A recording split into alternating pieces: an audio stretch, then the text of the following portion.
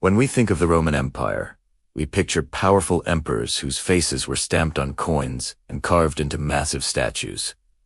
Men like Augustus, Nero, or Trajan. They were the absolute rulers, the final authority. Right?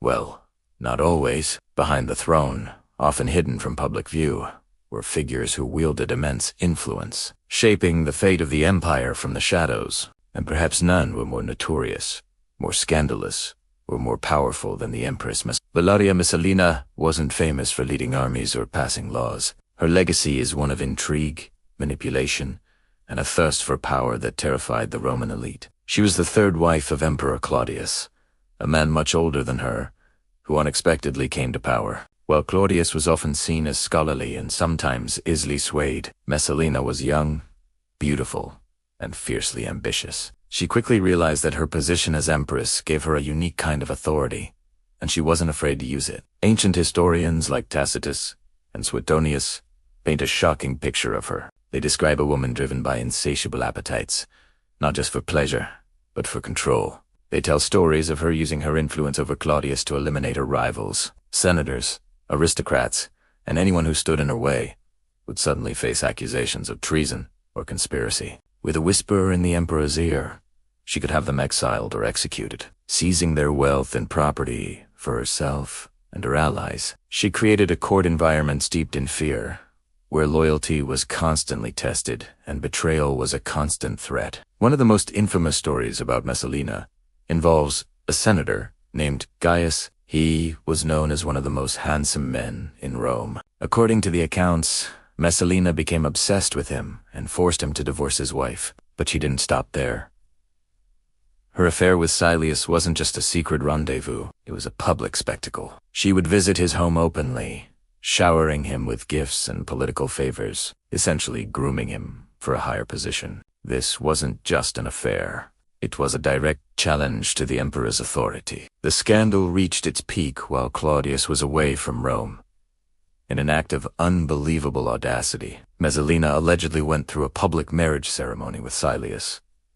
Can you imagine the Empress of Rome marrying another man while her husband, the emperor, was still alive? Historians debate her motives. Was it a mad act of passion? Or was it a calculated political move?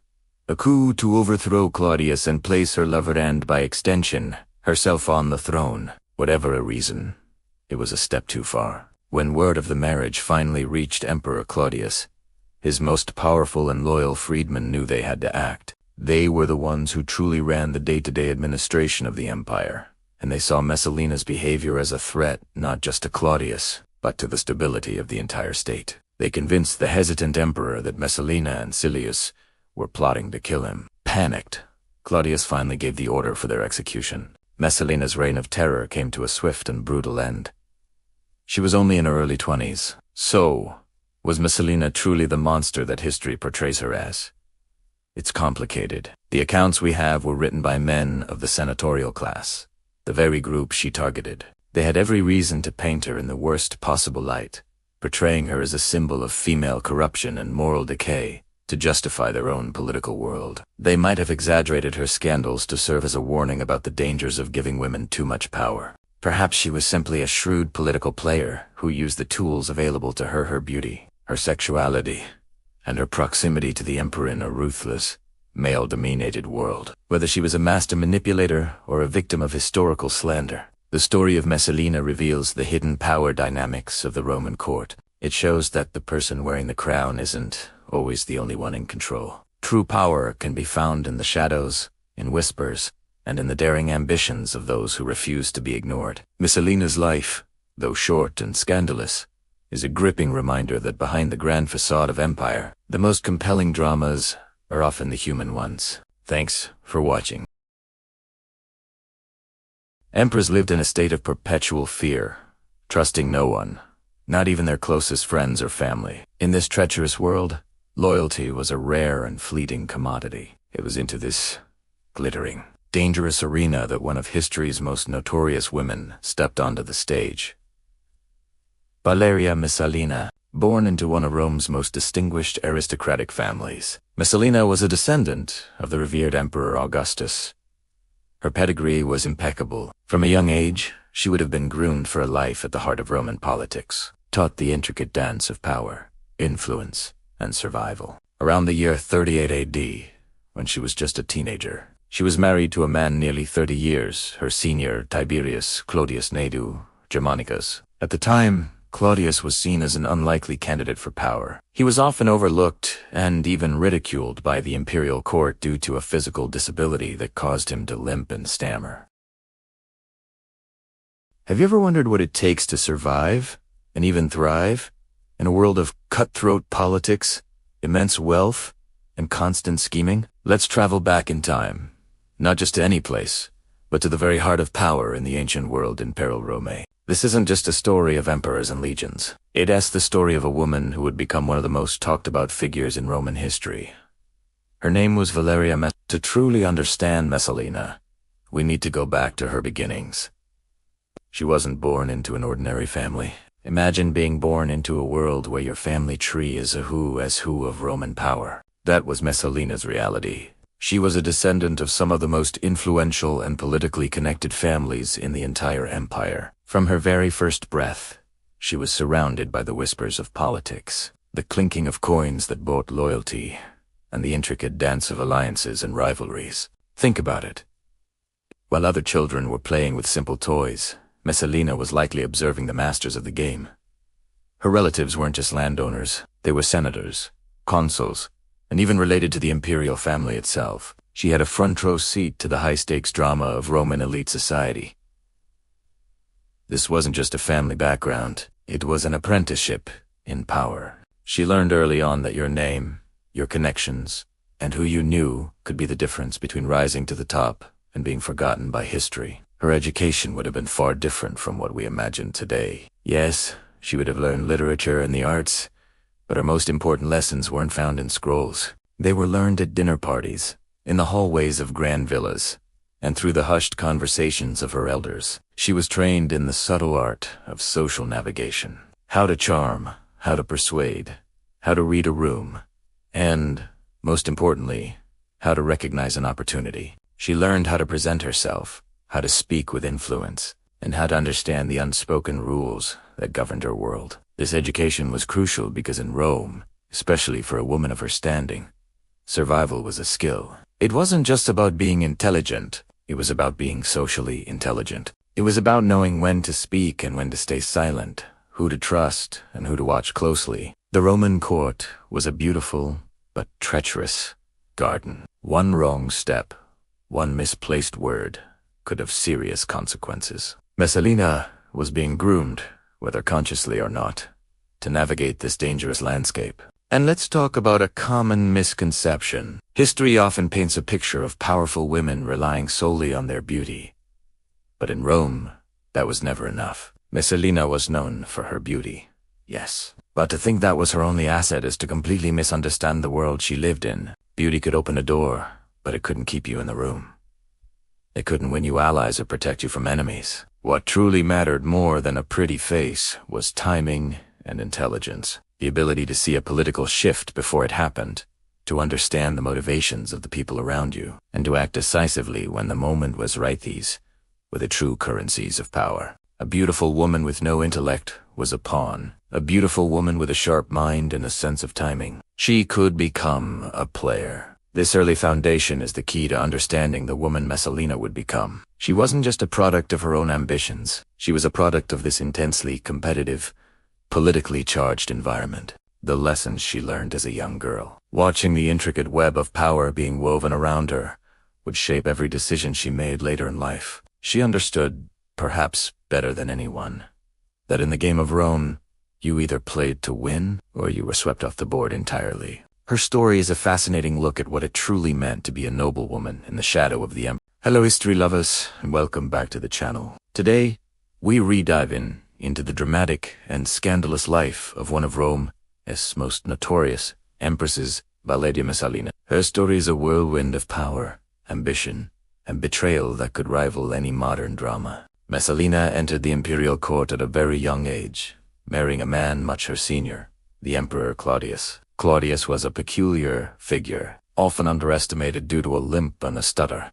He He was actually a shrewd administrator and a dedicated ruler. He was also incredibly trusting, especially of those in his inner circle. This combination of his age, his focus on governing, and his trusting nature created a perfect storm for his young, ambitious wife. As Empress Messalina wasn't just a decorative figure. She was at the very heart of Roman power. She had the ear of the emperor, a direct line to the most powerful man in the world. This gave her immense influence. She could shape his opinions, whisper suggestions, and guide his decisions. For a young woman in a society dominated by men, this was an extraordinary position to be in. But what would she do with this newfound power? Well, Messalina quickly learned to use her influence to her advantage. She began to target her rivals, both real and perceived. Anyone she saw as a threat to her position or her children's future became a target. Her methods were ruthless. She would use her access to Claudius to plant seeds of doubt, accusing her enemies of treason or conspiracy. Claudius, ever trusting of his wife, often took her words as gospel. One of her first major targets was a woman named Julia Livilla, the sister of the previous emperor, Caligula. Messalina saw her as a rival and, with the help of her allies, managed to have Julia exiled and later executed on trumped-up charges. But it didn't stop there. Messalina's ambition grew, and so did her list of enemies. She went after powerful senators and wealthy aristocrats, often for their fortunes. The pattern was chillingly effective. An accusation would be made. Claudius would be convinced, and the accused would be swiftly dealt with. Their property confiscated and absorbed into the Imperial treasury or Messalina's personal accounts. She built a network of allies within the court, powerful freedmen who helped her carry out her schemes. Together, they formed a formidable clique that essentially controlled access to the emperor. They sold public offices, manipulated court rulings, and enriched themselves beyond belief. While Claudius was busy managing the affairs of the empire, fighting wars in Britain, and overseeing massive construction projects, Messalina was building her own empire of influence and wealth right under his nose. She was living a life of incredible luxury and indulgence, funded by her political machinations. It seemed like her power was absolute, her position untouchable. She was the Empress, mother to the heir, and the emperor's beloved wife. Who could possibly challenge her? But as with all stories of unchecked power, the higher you climb, the harder you fall. Messalina's downfall would be as dramatic as her rise. Her fatal mistake was underestimating the very system she had so skillfully manipulated. She made a bold and reckless move that would finally open Claudius's eyes. While the emperor was away from Rome, Messalina participated in a public marriage ceremony with her lover, a handsome senator named Gaius Silius. The exact reason for this audacious act is still debated by historians. Was it a genuine attempt to overthrow Claudius and place her lover on the throne? Or was it simply the ultimate act of defiance from a woman who believed she was above the law? Whatever the motive, the news reached Claudius, his trusted freedmen, who had once been Messalina's allies, but now feared her growing power, rushed to the emperor and revealed the whole affair. For Claudius, this was the ultimate betrayal. The man who had trusted his wife implicitly was now faced with undeniable evidence of her treachery. His trust was shattered. The reaction was swift and decisive. Orders were given for the arrest and execution of Messalina and her co-conspirators. Messalina was captured in the famous gardens of Lucullus, the very gardens she had acquired through her schemes. In her final moments, she was reportedly abandoned by all but her own mother, who urged her to take her own life with dignity. But she couldn't do it. In the end, a Roman officer carried out the emperor's orders. And so, at the age of just 28, the reign of Empress Messalina came to a bloody end. The Roman Senate decreed a damnatio memoriae, an official condemnation of her memory, attempting to erase her from history. Her name was chiseled off monuments. Her statues were torn down, but they couldn't erase her story. The tale of Messalina serves as a powerful cautionary tale about the corrupting nature of absolute power and the dangers of unchecked ambition.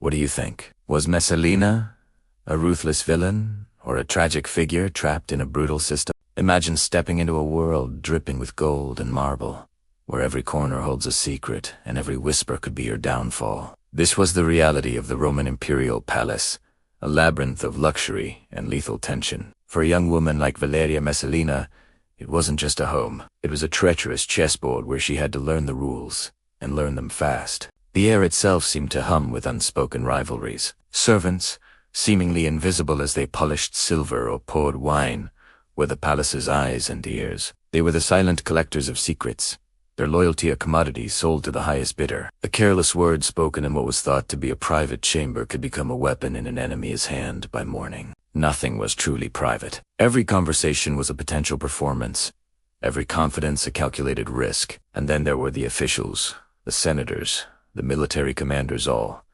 orbiting the emperor like planets around a sun. They jostled for position, their smiles as sharp as daggers. They would flatter, bribe, and conspire, all for a moment of the emperor's favor, a promotion, or a piece of power. It was a constant, exhausting dance of ambition. A friendly gesture could be a trap, and an apparent enemy might one day be a necessary ally. Rumors were the currency of this court. They spread faster than a wildfire, born from a sideways glance, a hushed conversation, or sometimes from thin air, crafted purely for malice. A rumor could tarnish a reputation, break a marriage, or even lead to an accusation of treason. Distinguishing fact from fiction was a full-time job, a survival skill as essential as breathing. In this viper's nest, Messalina was no naive bystander. She was a keen student of power. From a young age, she learned to watch, to listen, and to discern the intricate webs of influence. She observed who truly held sway, not just those with official titles, but the figures who pulled the strings from the shadows, the influential freedmen, the emperor's trusted advisors, the wealthy matrons. She learned to read the subtle shifts in allegiance, to see the desperation behind a courtier's smile and the ambition in a general's eyes. She quickly understood that survival, and indeed thriving, depended on more than just her imperial connection. It required a network. She began to identify potential allies, individuals whose goals aligned with her own, or those who could be persuaded to see the benefits of her friendship. She learned the art of reciprocity, of granting a small favor to secure a larger one later. Have you ever heard of Messalina, the third wife of the Roman Emperor Claudius? History often paints her as one of the most notorious women of the ancient world. But what if there's more to her story? What if her infamous reputation was just one side of a much more complex coin? Let's peel back the layers and look at the woman behind the legend. Valeria Messalina was born into one of Rome's most distinguished families. She was a descendant of Octavia, the sister of the first Roman emperor, Augustus. This noble heritage put her right at the center of Roman power from birth. At just around 14 or 15 years old, she was married to Claudius, a man more than 30 years her senior, who was then a somewhat overlooked member of the Imperial family. No one expected him to become emperor. But then, in 41 AD, the unpredictable happened. Emperor Caligula was assassinated, and the Praetorian Guard, in a shocking move, proclaimed Claudius the new emperor. Suddenly, the teenage Messalina was the Empress of Rome, one of the most powerful women in the world. Now, imagine being a young empress in the treacherous world of Roman imperial politics. It was a place where alliances shifted like sand and danger lurked behind every corner. Many imperial women before her had been exiled, disgraced, or even executed. Messalina understood this harsh reality all too well. She knew that the title of Empress didn't come with a guarantee of safety. To survive, she needed more than just a title. She needed real power, influence, and the unwavering loyalty of key people in Rome. This is where her ambition truly ignited. She wasn't just going to be a decorative figurehead. She was going to be a player in the game of power. So, how did she do it? Messalina began to build her own network, a web of alliances that extended throughout the Roman elite. She was incredibly strategic. She identified influential senators, powerful knights, and key figures within the imperial court. She would use her position to grant them favors, secure promotions for them, and shower them with wealth and honors. In return, she expected one thing: absolute loyalty. Those who proved their allegiance to her found their careers flourishing. They became her eyes and ears in the Senate, her allies in the court, and her defenders against political rivals. Through this careful cultivation of relationships, she created a formidable power base that was loyal not just to the emperor, but directly to her. But what about those who stood in her way? Messalina was equally ruthless with her enemies. Anyone she perceived as a threat to her position, her influence, or the future of her children, Britannicus and Octavia, was dealt with decisively. She understood that in the high-stakes world of Roman politics, hesitation could be fatal. She worked to undermine her rivals, often accusing them of plotting against the emperor. These accusations, whether true or not, were incredibly effective. Once someone was marked as an enemy of the state, their fate was usually sealed. Several prominent figures, including senators and even members of the Imperial family, fell from grace because they crossed paths with the Empress. This combination of rewarding her friends and eliminating her enemies made her a force to be reckoned with. While many historians focus on the scandals, what this really shows is a woman who was a master of political survival. She was ambitious, yes, but her ambition was forged in a dangerous environment where survival was the ultimate prize. She wanted to secure her own safety and, just as importantly, ensure that her son, Britannicus, would one day succeed his father as emperor. Every move she made, every alliance she forged, and every enemy she crushed was part of this grand strategy. She was playing the same game of power as the men around her, and for a time, she played it exceptionally well. Messalina's story is a powerful reminder that history is rarely black and white. She was a complex figure, a product of her time, who used every tool at her disposal to navigate the deadly currents of Roman imperial power. What do you think? Was Messalina a ruthless villain or a brilliant political strategist? Let me know your thoughts in the comments below. Thanks for watching, and if you enjoyed this look into the complexities of history, don't forget to like, subscribe, and hit that notification bell for more.